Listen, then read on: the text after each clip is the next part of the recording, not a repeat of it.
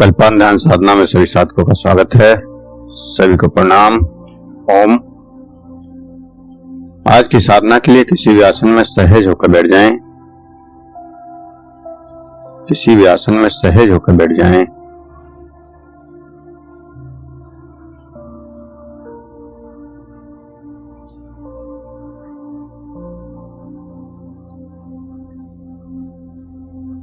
किसी भी आसन में सहज होकर बैठ जाएं। आंखें कोमलता से बंद, हाथों को ज्ञान मुद्रा में रखें, कमर गर्दन सीधी और सहज हो जाएं।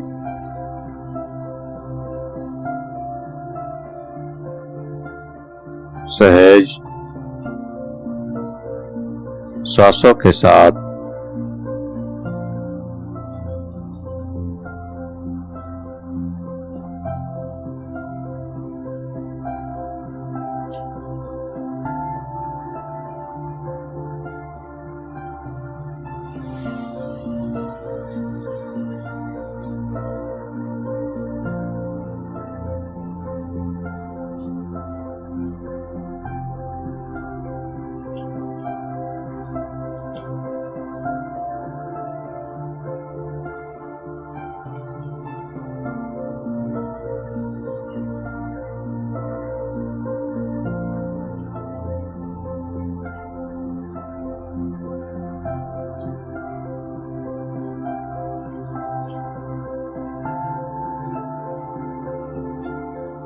जो श्वास अंदर जा रहा है, जो श्वास बाहर आ रहा है, उस श्वास के साथ सहज होते जाएं।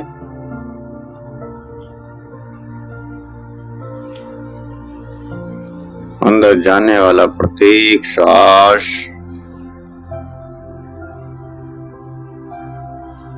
और श्वास की संवेदनाएं और श्वास की तरंगें, उनका एहसास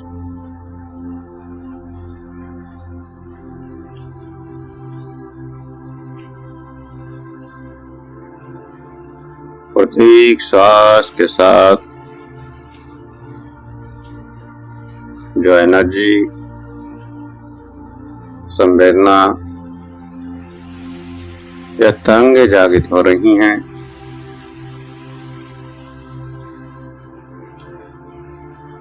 उन तरंगों का एहसास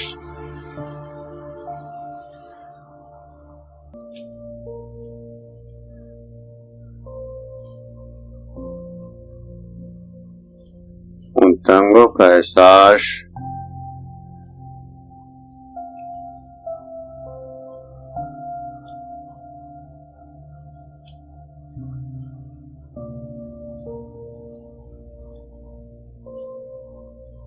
उन तरंगों को महसूस करें।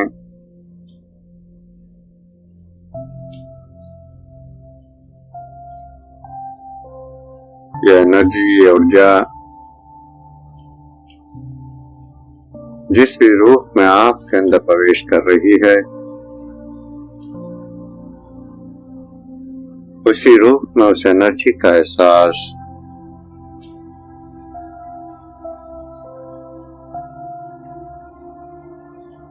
या पूरी चेतना शक्ति इस एनर्जी को देखने में लगा दें।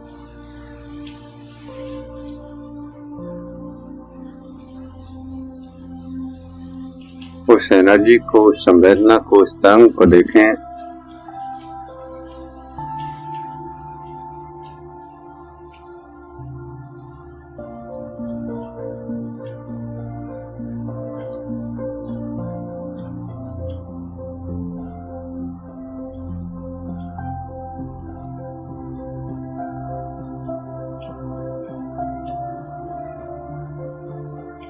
जागृत होती हुई संवेदना, जागृत होती हुई तरंगें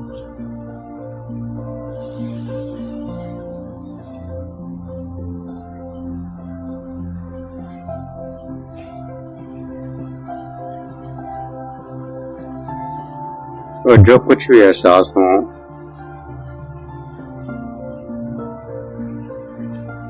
उन तरंगों के साथ आगे बढ़ना है।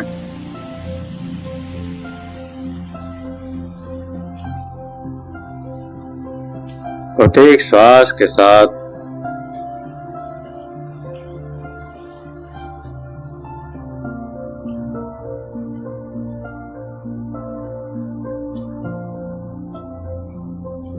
आपका शरीर, आपके विचार, आपके भाव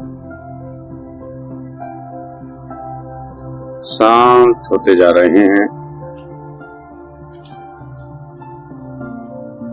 शांत होते जा रहे हैं। एक गहरी शांति में आप डूबते जा रहे हैं।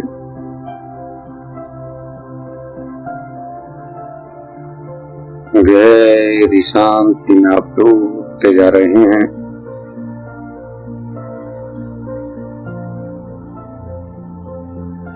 गहरी शांति का अनुभव।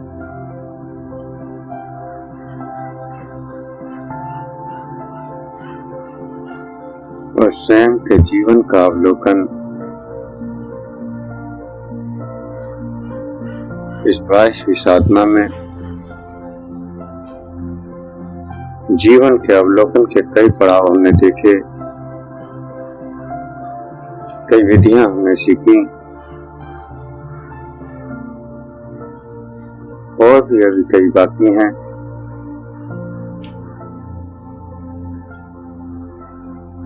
अभी तक हमने जो देखा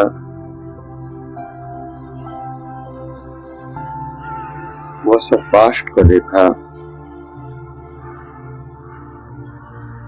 पास्ट का एहसास किया और उसको मुक्त कर दिया।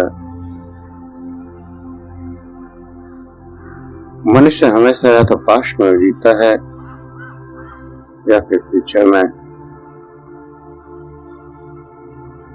आने वाला कल या बीता हुआ कल वह आज तक कभी नहीं रुकता।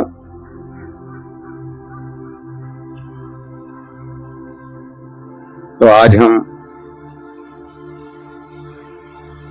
आने वाले कल का विचार करेंगे, आने वाले कल की कल्पना करेंगे।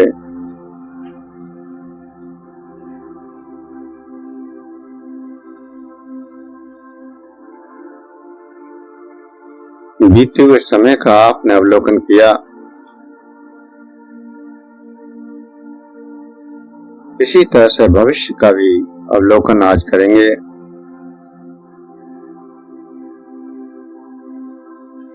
आने वाले भविष्य में आप क्या क्या पाना चाहते हैं,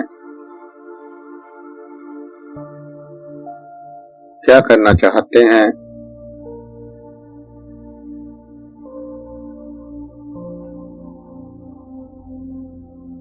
आपके जीवन का मकसद क्या है।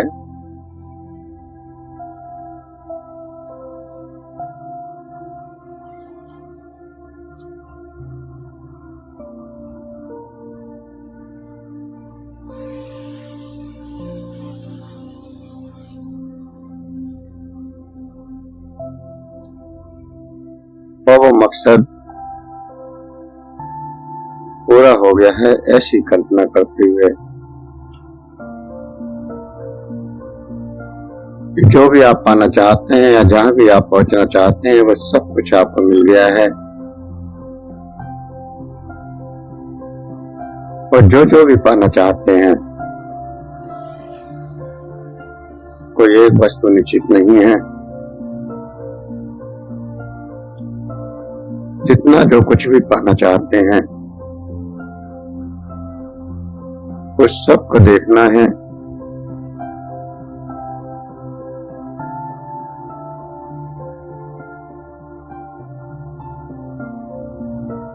और उसको देखने से पूरा होता हुआ महसूस करना है।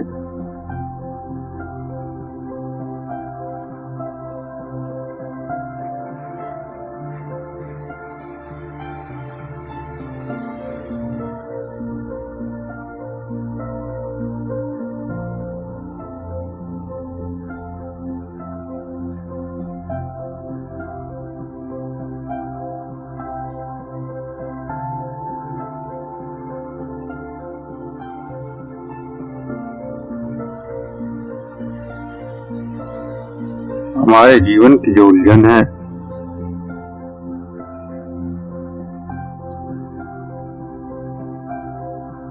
वो यही है कि जो हम पाना चाहते हैं वो पूरा नहीं हुआ,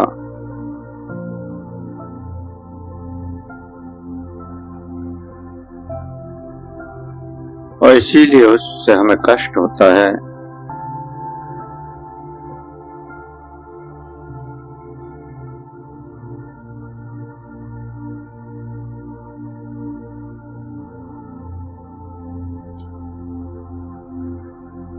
कष्ट या तो पिछले बीते हुए पल में है या फिर आगे आने वाले कल में है। आगे आने वाले कल की भी कल्पना कि हमको ये पाना है या ये वस्तु हमें मिलनी चाहिए, लेकिन जब वर्तमान में हम उस पर विचार करते हैं तो हमें लगता है कि ये वस्तु तो हमसे बहुत दूर है, और फिर वही कल्पना आपको कष्ट देने लगती है।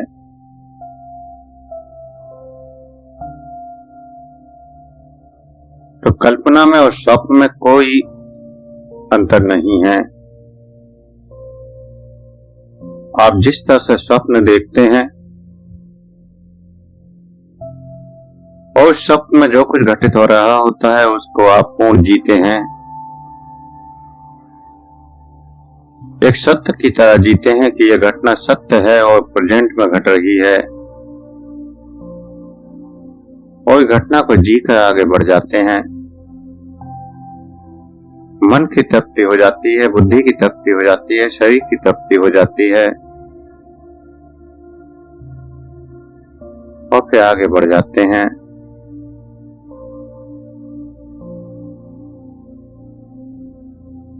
तो हम इस सपनों में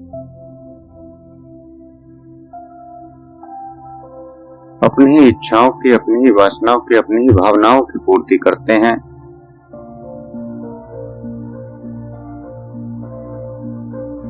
तो भविष्य की कल्पनाओं को भी जीकर हम यहाँ समाप्त कर सकते हैं। वो आगे भविष्य में मिलेंगे या नहीं, इससे कोई फर्क नहीं पड़ता,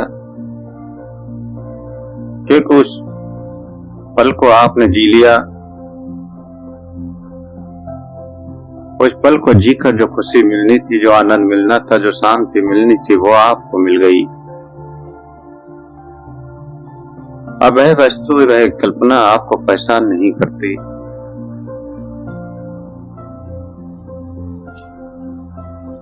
मान लीजिए कोई सुंदर सा घर आपने देखा, कोई सुंदर सा मकान आपने देखा, और आपने विचार किया कि काश हमारा भी इतना ही सुंदर सा मकान होता। अब आप उस मकान को पा नहीं सकते, इतना सुंदर मकान बना नहीं सकते, लेकिन कल्पनाओं में उस मकान को निर्मित कर सकते हैं, प्रकट कर सकते हैं, उस मकान में रह सकते हैं, उस मकान का सुख ले सकते हैं, आनंद ले सकते हैं, मन की तृप्ति कर सकते हैं, और उसको जीकर उस मकान की वासना से मुक्त हो सकते हैं। फिर वह मकान आपको कष्ट नहीं देगा, क्योंकि आपने उसका जो सुख था, उसका जो आनंद था, उसकी जो कल्पना थी वो पूरी कर ली।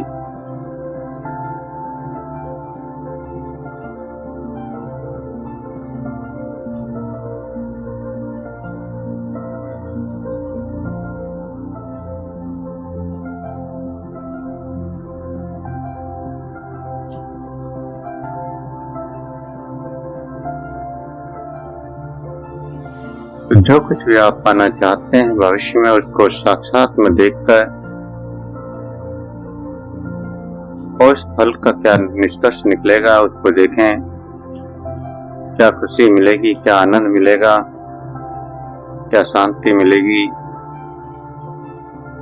और पूर्णतः उस पल को जी लें।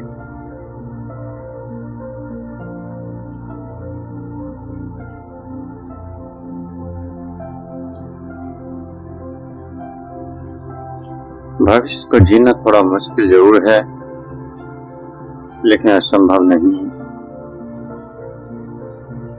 क्योंकि आपकी विचार शक्ति प्रबल है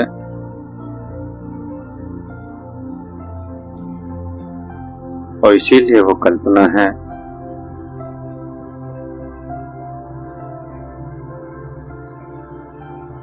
और जब आप उसको जी लेंगे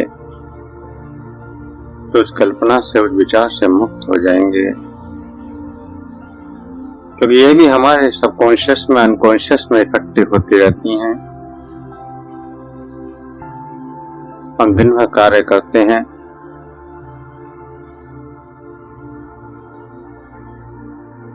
और दिन भर चलते हुए, कार्य करते हुए हजारों ऐसी चीजें हमारे अनकॉन्शियस में, सबकॉन्शियस में समाहित होती रहती हैं।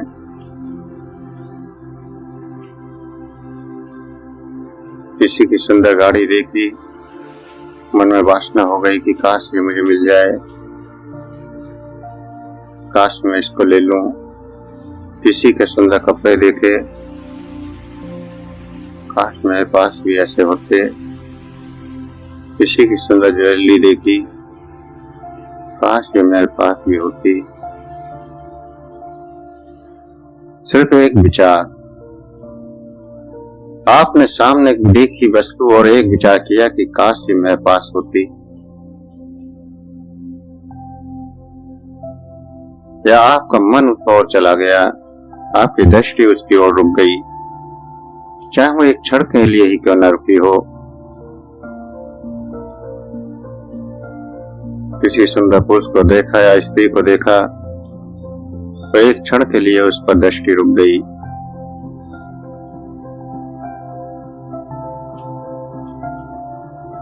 और सब आपके सबकॉन्शियस में या अनकॉन्शियस में चला गया। तो इस प्रकार दिन भर जितना भी हमारे अनकॉन्शियस में और सबकॉन्शियस में जाता है, तो भविष्य की घटनाओं का भी जाता है।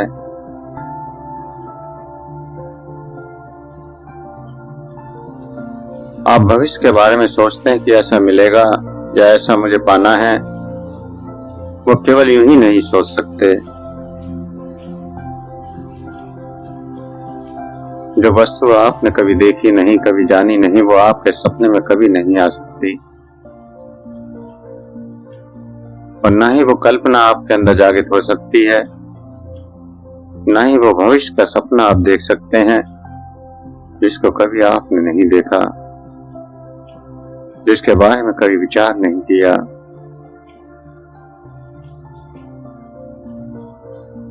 जब तक आप कुछ देखते नहीं है, तब तक उसकी कल्पना नहीं बनती।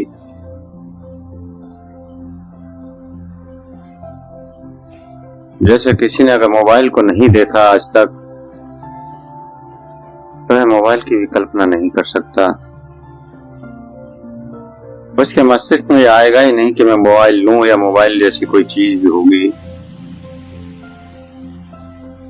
लेकिन उसने एक बार अगर उसको देख लिया, चाहे वो किसी पिक्चर के रूप में देखा हो, किसी एड के रूप में देखा हो, कहीं के बाहर में देखा हो, टीवी में देखा हो, या किसी के पास देखा हो, और देखते ही उसके मन में वो वासना इकट्ठी हो गई। तो जो कुछ भी भविष्य में पाना चाहते हैं, कहीं ना कहीं हमने जाना है, देखा है, सुना है, और इसीलिए वो सब हमारे अंदर इकट्ठा है।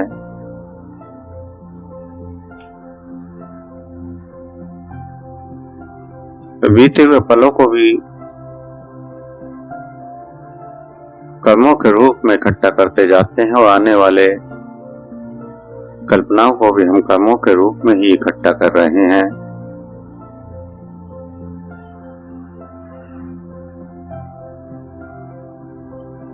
आने वाले कल की कल्पना भी एक कर्म है।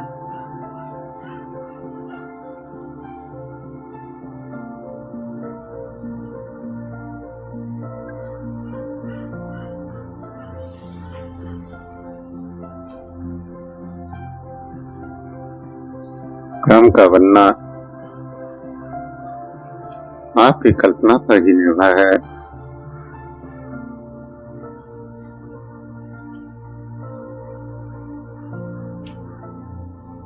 किसी वस्तु को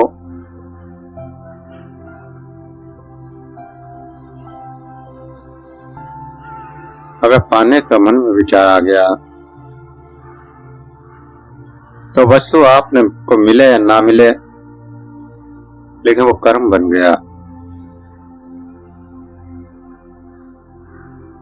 और वह कर्म अच्छा या बुरा कुछ न कुछ तो फल देगा।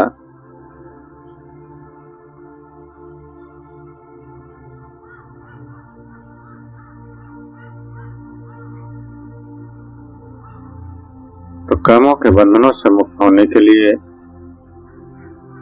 केवल अतीत की घटनाओं से ही मुक्त नहीं होना है,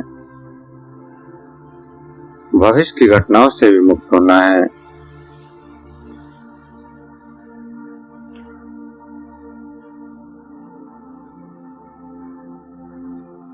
भविष्य की घटनाएं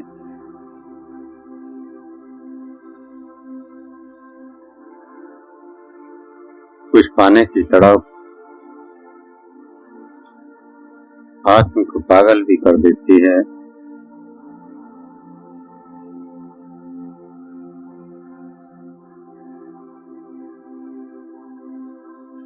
जब किसी चीज को हम पाना चाहते हैं और वो हमें नहीं मिलती,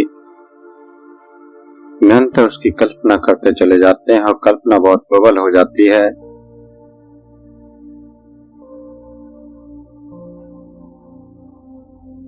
तो है एक पागलपन के रूप में भी प्रकट हो जाती है। और इस पागलपन में व्यक्ति कितना गलत करता है, ऐसे बहुत सारे एग्जाम्पल आज आप देख सकते हैं।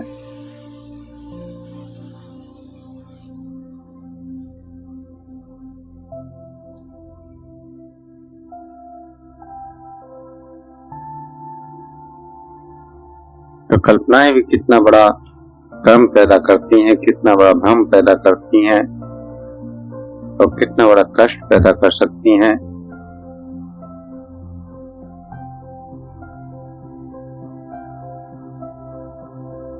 कई बार तो कल्पना ऐसा ऐसा कष्ट दे देती हैं कि जीवन भर पे आप उससे मुक्त नहीं हो पाते।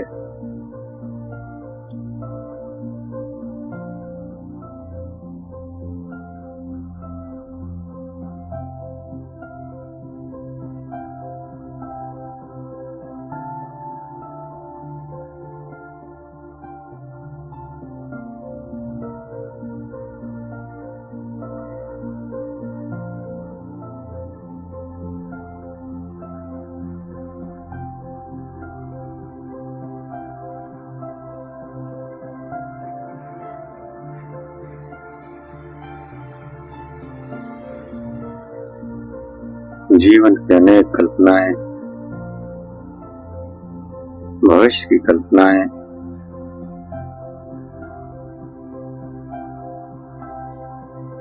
जब पूरा नहीं होती हैं तो आक्रोश पैदा होता है।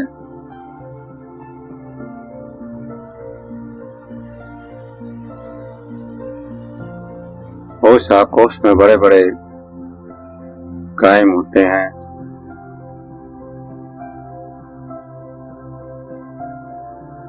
जितने भी क्राइम होते हैं वो सब भविष्य की कल्पनाओं में छुपे हैं।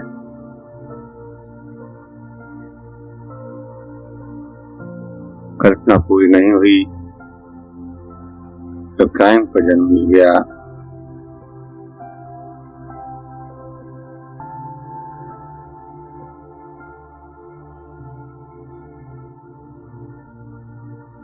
किसी ने कुछ पाना चाहा, उसने वो पूरा नहीं किया,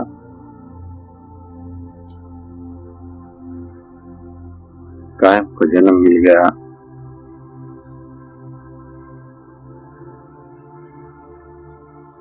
ऐसी नकारात्मकताओं से मुक्ति के लिए भी जरूरी है कि हम भविष्य की कल्पनाओं को भी जीकर खत्म कर दें और स्वयं साक्षी बन जाएं।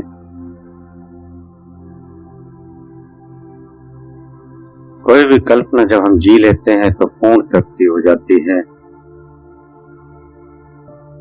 वो वासनाएं मिट जाती हैं, वो कल्पनाएं मिट जाती हैं, वो जरूरतें मिट जाती हैं।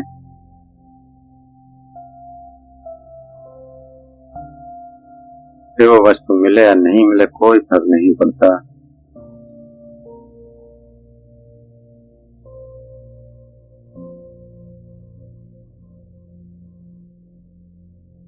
इसलिए 22वीं साधना बड़ी महत्वपूर्ण है।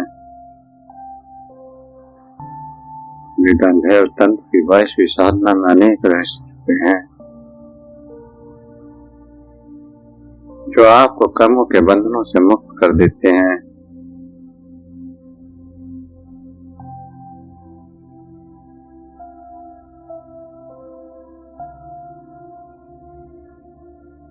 तो भविष्य के जो कुछ भी आपको पाना है वो सब कुछ देखते जाएं, जीते जाएं और आगे बढ़ते जाएं, चाहे वो कुछ भौतिकता का हो या आध्यात्मिकता का। जैसे कुछ कृष्ण की पूजा करते हैं तो कृष्ण के दर्शन करना चाहते हैं,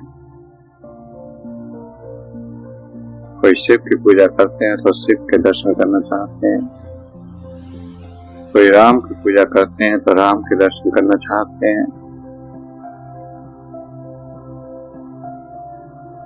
तो भी विश्व की घटना को आप यहाँ घटते हुए देख सकते हैं।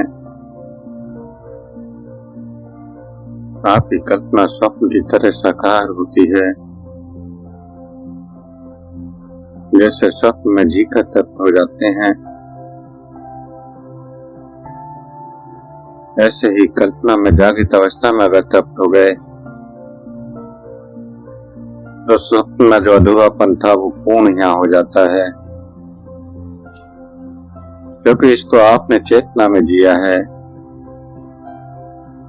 साक्षी भाव में जिया है। और जब किसी चीज को साक्षी भाव में आप जी लेते हैं तो पूर्ण तृप्ति होती है। स्वप्न की तृप्ति तो अधूरी है,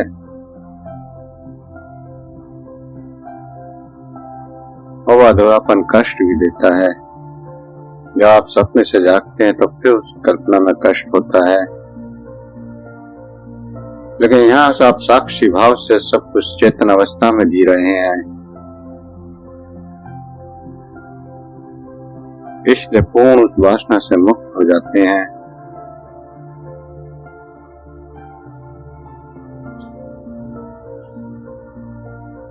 चाहे तो आध्यात्मिकता की वासना हो, आध्यात्मिकता की इच्छा हो, या फिर कोई भौतिकता की इच्छा।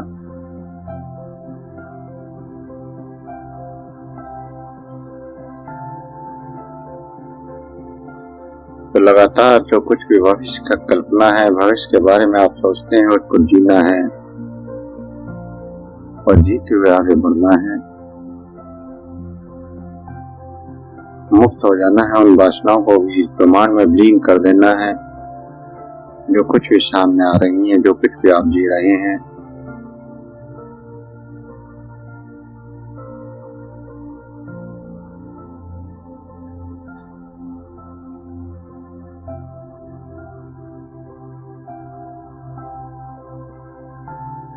लगातार जीते जाएं और आगे बढ़ते जाएं।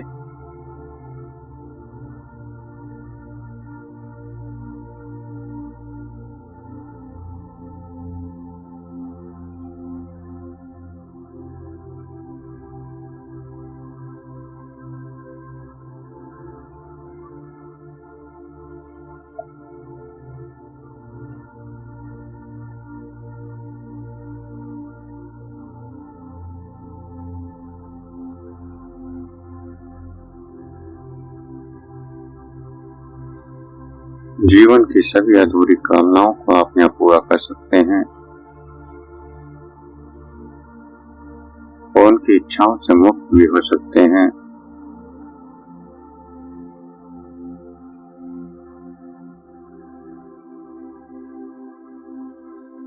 मन भी हल्का हो जाएगा,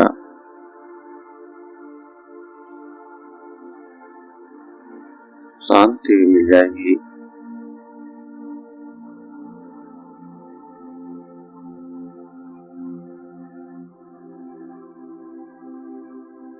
और इस घटना का कोई दुष्प्रभाव भी नहीं होगा।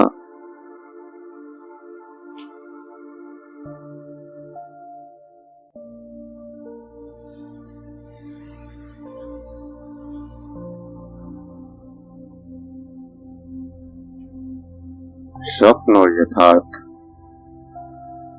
या स्वप्न और कल्पना या वास्तविकता कोई अंतर नहीं होता। जो आप दिन भर कार्य करते हैं वो भी एक स्वप्न की तरह समझें, क्योंकि जब आप रात को सो जाते हैं तो ये सब कुछ खत्म हो जाता है और फिर रात को सपने देखते हैं, सुबह उठते हैं तो वो सब कुछ खत्म हो जाता है।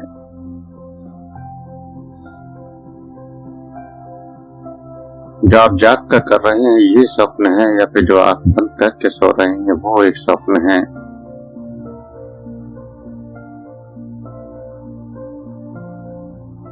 स्वप्न क्या है?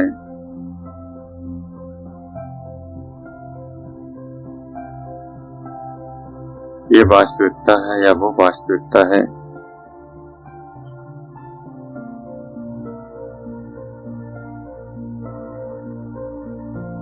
क्योंकि सोने के बाद ये सारी दुनिया खत्म हो जाती है, एक नई दुनिया शुरू हो जाती है।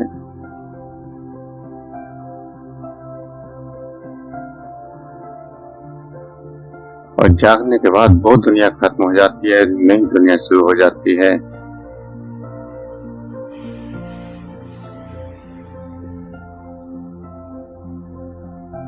इन दोनों की दुनिया में सत्य क्या है? जो आप जाग कर आँख खोल कर चल कर रहे हैं वो सही है, या फिर जो आँख बंद कर सो रहे हैं वो सही है?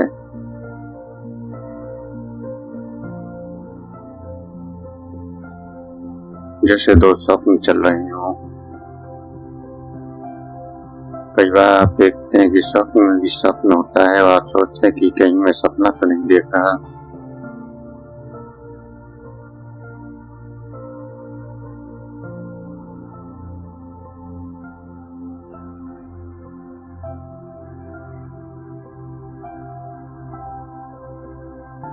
जीवन को एक स्वप्न की तरह भी जी सकते हैं।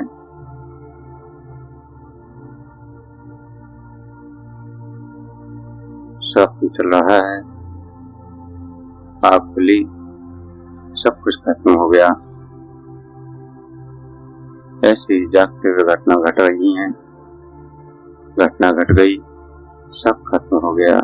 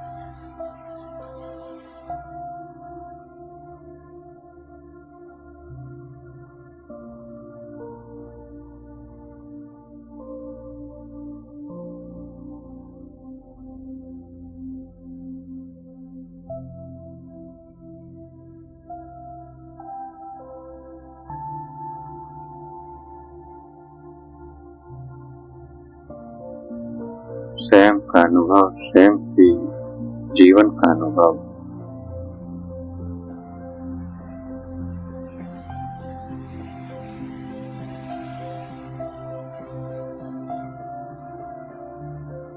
विचारों से मुक्ति, कर्मों से मुक्ति, बंधनों से मुक्ति।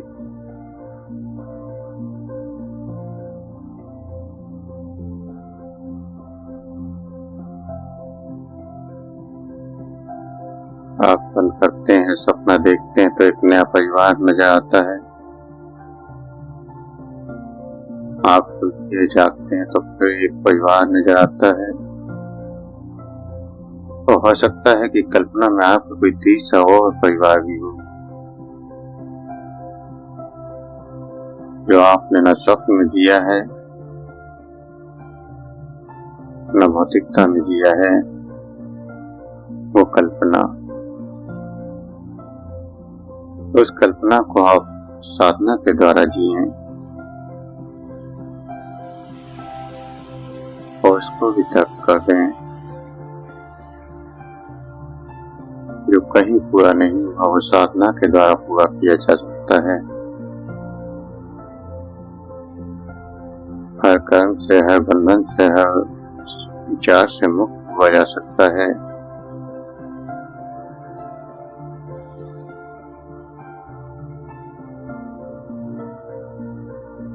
इसीलिए विज्ञान वैभव तंत्र की 22वीं साधना बहुत महत्वपूर्ण है। पूरे जीवन का दर्शन है और जीवन मुक्ति का भी दर्शन।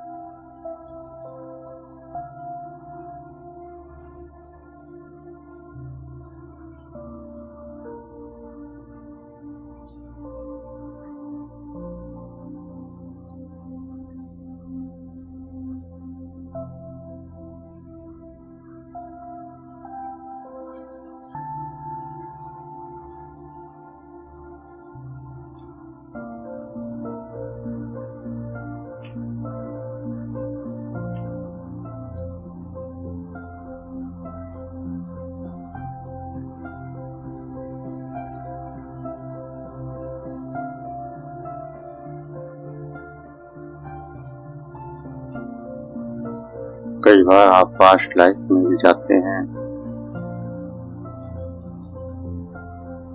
आज तो पास्ट लाइफ को अभ्यास के द्वारा भी ले जाया जाता है। पिछले जन्मों में भी आप जी सकते हैं और उन पलों को भी जीकर खत्म कर सकते हैं।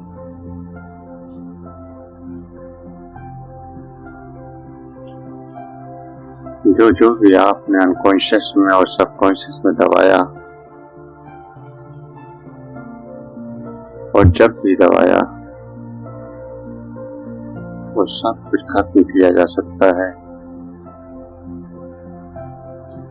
वो एक नई चेतना जो केवल शून्य में निर्मित है। जब पहली बार चेतना निमोट हुई, न कोई कर्म था न कोई बंधन था, पूर्णतः मुक्त हुई।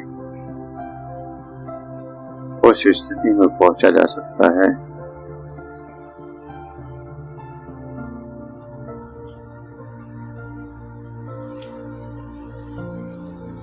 धीरे धीरे बातें खुलती जाती हैं। और मिटती भी जाती हैं। और आप किसी को पकड़े नहीं तो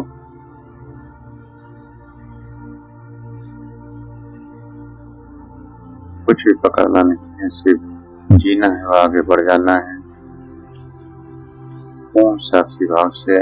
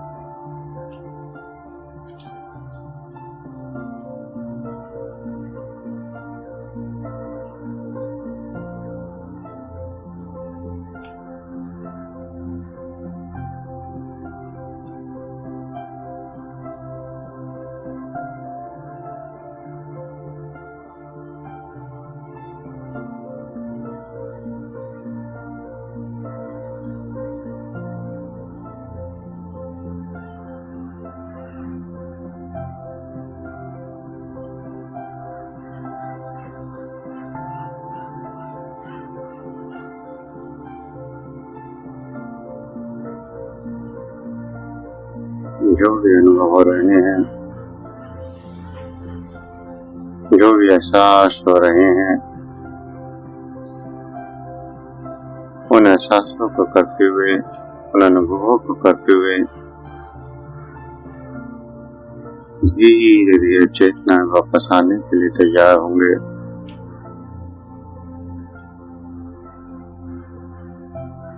धीरे धीरे चेतना में वापस आने के लिए तैयार होंगे। दो गहरे सांस भरें। सांसों का एहसास, सही का एहसास, सांसों का एहसास, सही का एहसास।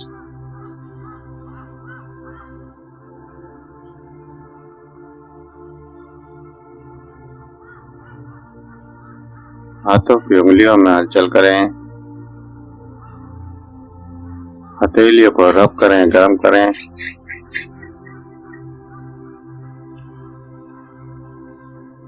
आंखों पर लगाएं, चेहरे पर लगाएं